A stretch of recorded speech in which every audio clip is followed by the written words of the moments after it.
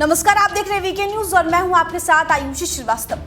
चले थे छब्बे जी बनने, डूबे जी बनकर लौट आए। ये कहावत चीन पर आजकल एकदम सही बैठ रही है। चीन पहले तो भारत की तरफ बढ़ता है और फिर पिट कर वापस लौटता है।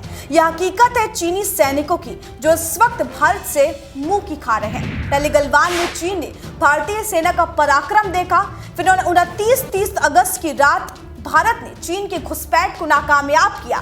सोमवार की रात को भी चीन की तरफ से फायरिंग की गई, जिसका भारत ने अच्छी तरीके से जवाब दिया। लेकिन वो कहते हैं ना कि 10 जूते खाने के बाद भी जो ना सुधरे उसे चीन कहते हैं।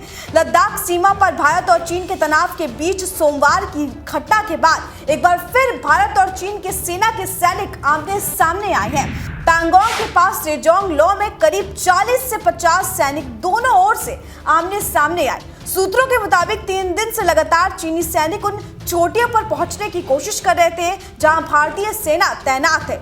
जिस तरह पहले पैंगोंग झील के उत्तरी किनारे पर फिंगर 4 में भारत चीन सैनिक आमने सामने थे, उसी तरह अब तनाव का सबसे बड़ा पॉइंट रेजोंग लो के पास भी चोटियां बनी हुई है। खबर यह है कि भारतीय सेना ने चीन की टुकड़ी को घेर लिया है। बता दें कि इस इलाके में भारतीय सेना के जवानों का कब्जा है, लेकिन चीनी सेना के 40 से 50 सैनिक इसके सामने आ गए। चीन की ओर से कोशिश की गई कि भारतीय जवानों को हटाया जाए और रेजोंग लो की ऊंचाइयों पर कब्जा कर लिया जाए, लेकिन चीनी सेना इसमें सफल नहीं हो पाई। बता दें ये पहली बार नहीं जब चीन ने जेजोंग लो में उकसावे की हरकत की है। इससे पहले भी चीन ने 1967 में इसी तरह की साजिश रची थी। उस वक्त भी भारत ने चीन को भगा कर ही दम लिया था और आज भी भारत चीन को लगातार मुंहतोड़ जवाब दे रहा है। सोमवार की शाम को भी चीन की ओर से लद्दाख सीमा पर घुसपैठ की कोशिश की गई। जब भारतीय जवानों ने उन्हें रोका तो पीएलए के जवानों ने फायरिंग की। हवाई फायरिंग पर भारतीय सेना को डराने की कोशिश की गई, लेकिन भारतीय सेना के जवानों ने संयम बरता और चीनी सैनिकों को वापस भेज दिया।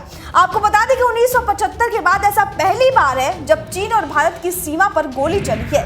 इससे पहले दोनों देशों ने गोली ना चलाने और किसी की जान ना गंवाने को लेकर समझौता किया था, लेकिन चीन लगातार अपनी आदतों और हरकतों से बाज नहीं आ रहा।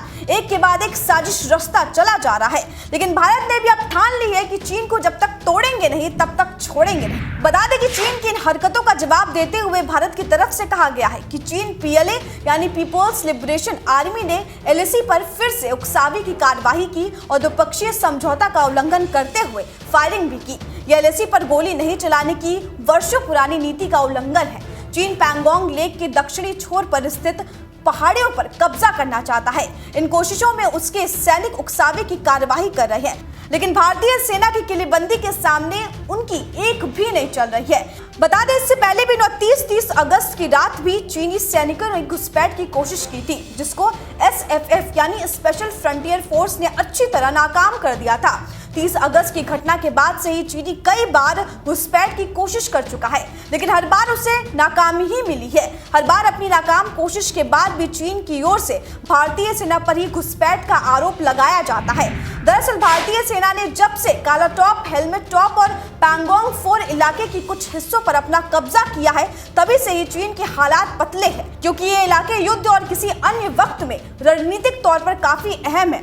ऐसे में चीन की कोशिश है कि इन्हें तुरंत वापस लिया जाए, जिसमें वो सफल नहीं हो पा रहा है। बता दें 45 साल बाद भी चीन अपनी हरकतों और आदतों से बाज नहीं आ रहा है। वो हिंदुस्तान की धैर्य की परीक्षा ले रहा है। हालांकि हिंदुस्तान ने इन दिनों जिस तरीके से मुंहतोड़ जवाब दिया है, वो समझ गया है कि ये 1962 का नहीं 2020 का नया भारत है। इस खबर पर आपकी क्या राय है, हमें कमेंट बॉक्स में जरूर बताएं। बाकी देश दुनिया की खबरों के लिए आप देखते रहिए वीके न्यूज। हमारे चैनल को लाइक, शेयर और सब्सक्राइब करना ना भूलें।